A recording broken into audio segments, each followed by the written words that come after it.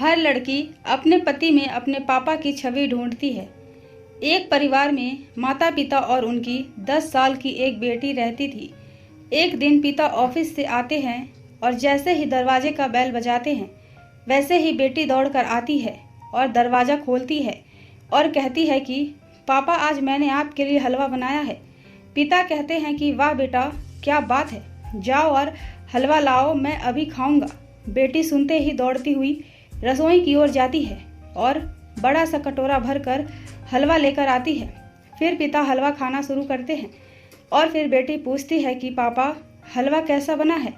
पिता कहता है कि बेटा, हलवा तो बहुत ही स्वादिष्ट बना हुआ है। यह कहते कहते पापा की आंखों में आंसू आ जाता है। बेटी फिर पूछती है कि क्या हुआ पापा, हलवा अच्छा नहीं बना है क्या। पिता कहता है नहीं बेटा, हलवा बहुत ही स्वादिष्ट बना है। और देखते ही देखते पिता हलवा का पूरा कटोरा खा जाते हैं। फिर माँ कमरे से आती है और कहती है कि मेरे लिए भी जा हलवा लेकर आ। तू अपने पापा को ही खिलाएगी क्या, मुझे भी तो खिला तेरा हलवा। बेटी वापस से किचन में जाती है और माँ के लिए हलवा लेकर आती है। फिर पिता उसे 100 रुपये इनाम देते हैं। बेटी खुश हो जाती है और फिर जैसे ही एक चम्मच हलवा मम्मी अपने मुंह में डालती है वैसे ही थूक देती है और बोलती है कि ये क्या बनाया है तूने, ये कोई हलवा है, ऐसा भी हलवा बनता है क्या, इसमें तो चीनी ही नहीं है, पूरा नमक भरा पड़ा है, हलवा में नमक कौन डालता है, और आप इसका सारा हलवा कैसे खा गए, ये तो हलवा नहीं जहर बना है। मेरे बनाए खाने को तो आप कहते हैं कभी ये कम है, कभी मिर्ची कम है, कभी नमक, और मुझे सुनाते रहते हो कि मैंने अच्छा खाना नहीं बनाया और बेटी का बनाया हलवा आपको स्वादिष्ट लग रहा है।